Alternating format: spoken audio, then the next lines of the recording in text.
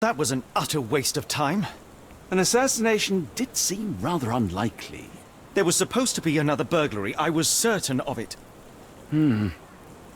Something you wish to say, Doctor? No. Well, only that you have a remarkable faculty for deduction and pattern recognition. And that perhaps, if ill-applied... I see things that are not there. Yes. It is London. There will always be burglaries. Doesn't have to mean anything. So it seems. Forgive me. Without something to occupy my mind, I turn into an entirely different animal. Which brings us back to my news from earlier. I think I have a case for you, a real one. Truly? Indeed. Though perhaps not as thrilling as your stories from Cordona. A patient of mine, Captain Stenwick, told me that his servant disappeared. I said I knew just the man to help. What do you say? Oh, Watson. Yes, I know it's not the most tantalizing mystery, nor the story to launch my writing career. But... It's brilliant. Let's go. Oh, good. Well, his house is nearby. Come.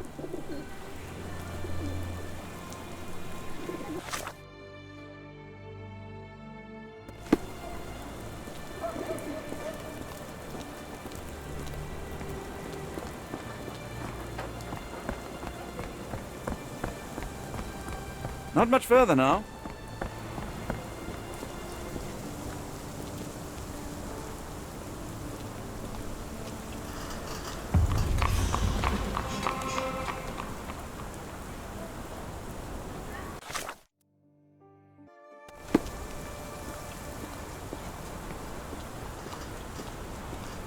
Is this lousy attitude of yours because of my altercation with Inspector Lockhart? Did he put you up to this? Sir, the inspector has nothing to do with it. I'm telling you the same thing I tell anyone seeking a missing person. Good day, gentlemen. Forgive the intrusion. Captain Stenwick, this is my colleague Sherlock Holmes, the consulting detective I told you about. At last, a professional. This useless officer refuses to do anything about Kimmy here, my missing servant. What was your name again? I shall be certain to inform your superiors. Sergeant Ruffles. And it's my superiors who made this decision, sir. Have there been other disappearances lately? Of course, here and there. But when life is tough and opportunity comes knocking, you can't blame those who answer. Why has the police department decided not to help? We investigate murders, thefts, fraud, arson, real crimes. A servant walking away from his master is not our highest priority. That said, if we find Kimahia breaking the law, we'll be sure to notify Captain Stenwick. Now, I must be off. Best of luck in your search. You heard that, didn't you? The way that man spoke to me. I shall need your written testimony. Then we can lodge a complaint. Captain, perhaps Mr. Holmes' time is better spent learning about your servant, so that he may begin his investigation. Ah, yes. Quite right. Fire away. Tell me about Kimahia. He's foreign. A Maori. All the way from New Zealand. Biggest man you've ever seen, and as strong as two. Dark hair and fearsome tattoos. He doesn't speak a whit of English, never bothered to learn. But I made do with pointing. I invested a lot of money in him, so he must be found. When did you last see your servant? Kimmy here normally brings me the morning papers, but yesterday I had to get them myself. He must have escaped the night before yesterday. May I see your servant's bedroom? His shack is in the garden. You can't miss it. Did you search the room? Of course, but only to check he wasn't lying dead inside. Everything seemed normal at a glance. I take it this is the first time Kimahia has vanished? Undoubtedly. The man seemed terrified of the city. I think it was all the noise. He never left this estate. Should he cause any damage, I will bear the responsibility, for it was I who rescued him from savagery and brought him here to England in the first place. Is there any reason Kimahia may have left? I should think not. He had all he could have wanted. Gainful employment, new clothes, and all the cabbage he could eat. Did Kimahia make off with anything of value? Heavens, no. I would have mentioned it to Sergeant Ruffles. Still, he must have fled with some money on his person. No. I kept his wages in my safe. For security. All right, Captain. I think I have enough to get started. We shall first take a look around the mansion. Go ahead. I'll be here, mentally drafting my complaint.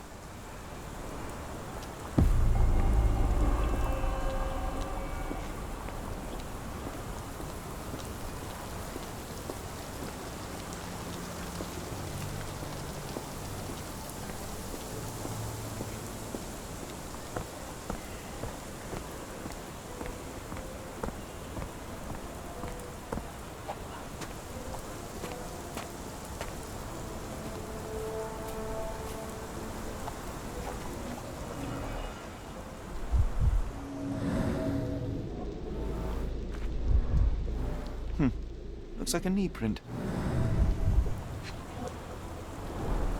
Chewing tobacco.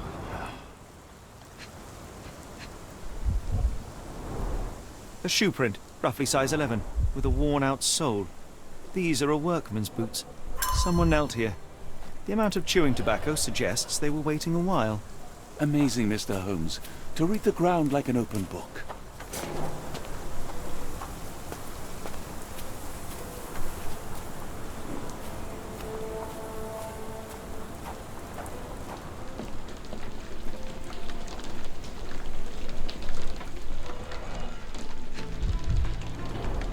A scrap of Hessian.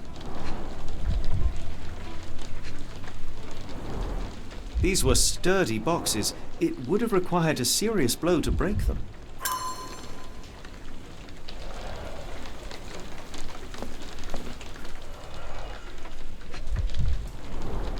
Impressive. The sack of grain retained the shape of an impact. Someone hit their head here. A small navy spyglass.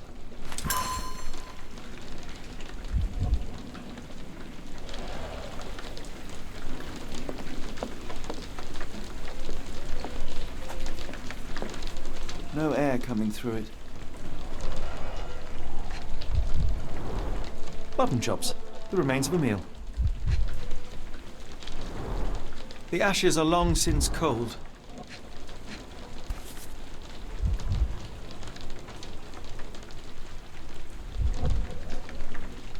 A heavy chemical odor.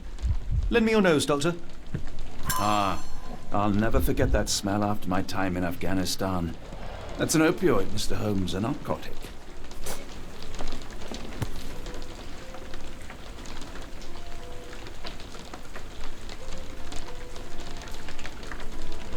A Maori nose flute. Ngurus, they're called. Clothes made of Hessian. Is Stenwick really so miserly? Stenwick makes his servant live in a tool shed? You think you know someone?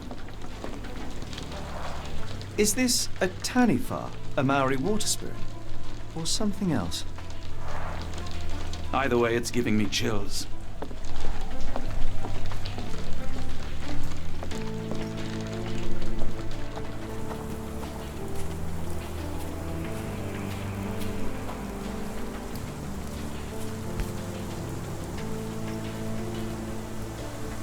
The rag reeks of smoke. Someone plugged the chimney.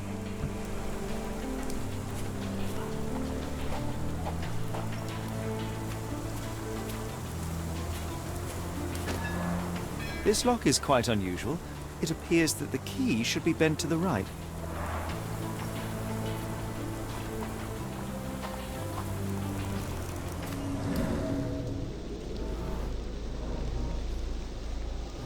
I could have left these tracks.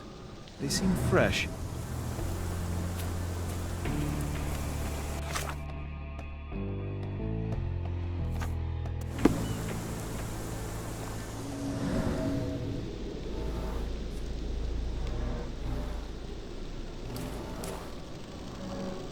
Someone moved a cart to this spot and then took it elsewhere. Can't see it anywhere in the garden.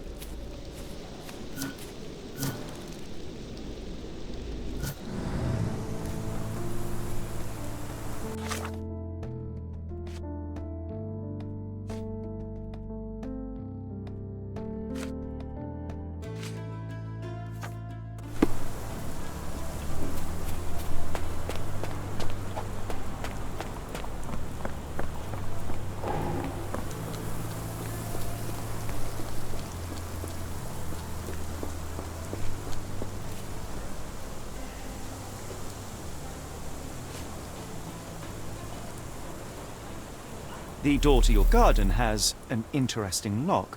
Yes, I have uncommon locks on every door of my mansion. It makes them harder to pick. Kimmy here and I both had a set of keys. I'll need to borrow them. No, you'll need to do what I tell you to do. Examine the garden. Has Kimahir ever indulged in tobacco? No, the man doesn't even drink. Are you certain? I found chewing tobacco in the garden. I controlled Kimihir's expenses since he struggled with the currency. I would have known if he used tobacco. Is this spyglass familiar? I don't recognize it. Could it be Kimahir's, perhaps? I doubt it. I never saw him with it, nor could I suggest how he might have come by it. I came across a pile of Hessian clothes in the shack. Are they Kimahir's? Yes, I had to give him something to clothe himself. He seemed unfazed by his bare skin, but I found it distracting.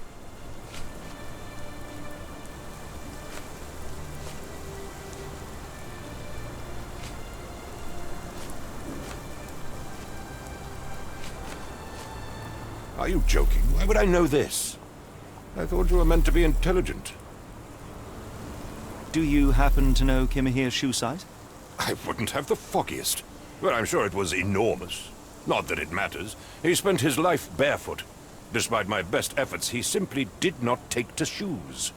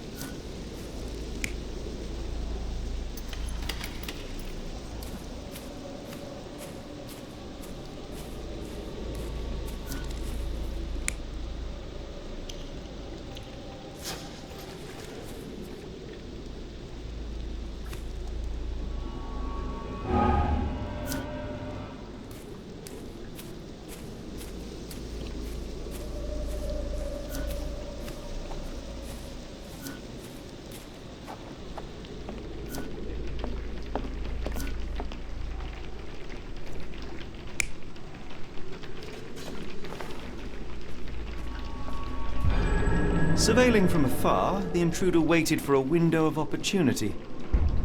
When Kimahir went to sleep, the man crept up to the shack and slipped narcotics down the chimney pipe, then blocked it with a cloth. Kimahir inhaled the sedative and fell into a deep sleep. The intruder tried to move him, but the man was heavier than expected. The intruder fell on the sack and dropped his spyglass. In order to transport the servant, he had to use the cart. The final challenge was opening the garden door. Luckily for our intruder, Kimahir had the key in his shack.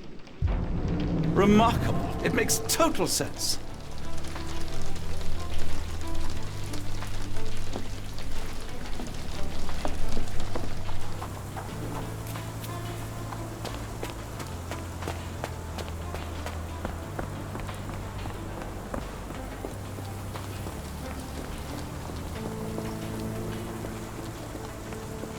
You'd best have found something by now, gentlemen.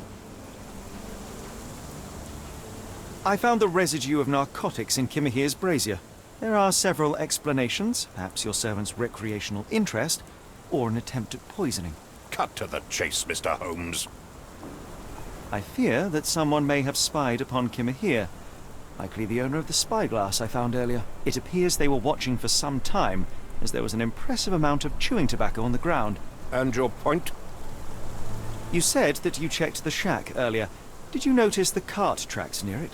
Now, one ought to expect a servant to make regular use of such a thing. Indeed, I would have overlooked the detail were it not for the cart's absence. If, as you say, Kimahir never leaves your estate, then where did it go? I expect answers from you, Mr. Holmes, not questions. I won't keep you in suspense any longer, Captain. Kimahir was abducted by the owner of the spyglass. When your servant fell asleep, he slipped a narcotic into Kimahir's brazier to make him sleep even more soundly. In order to carry a man as large as Kimahir, the intruder stole the cart and rolled him right out of your garden. Now, hold on. All this simply to tell me what I already know? Why haven't you found him yet? I only arrived a moment ago. It is, frankly, incredible that I have already deduced so much. Every second you dawdle here, waiting for me to stroke your ego, is another second wasted. I'm not interested in the how, the why, or the who. I am only interested in recovering my investment. Spare me the claptrap, boy, and go and fetch my servant. Truly, there is no better evidence of a man's nature than the way he treats those who help him. And you, sir, are a brute. The cruelty of your ignorance about the Maori people, your selfish attitude to a man's kidnapping. The point is, Captain, we're telling you this for a reason. The intruder fled through the garden door, and we need a key to follow his trail. Well, then you should have led with that. Here you go. I hope you'll return soon with good news. And in the meantime, please teach your companion the art of brevity.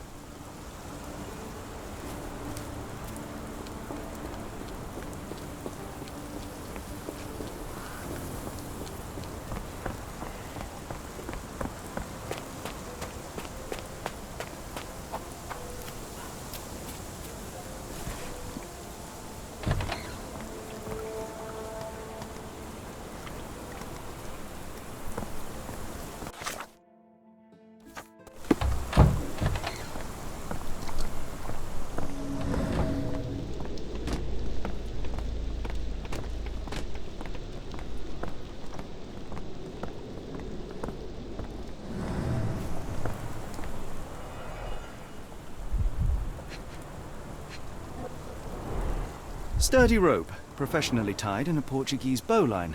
This knot is often used by sailors to create a bosun's chair. Wheels picked up grass along the way. Kimahir's cart, I gather.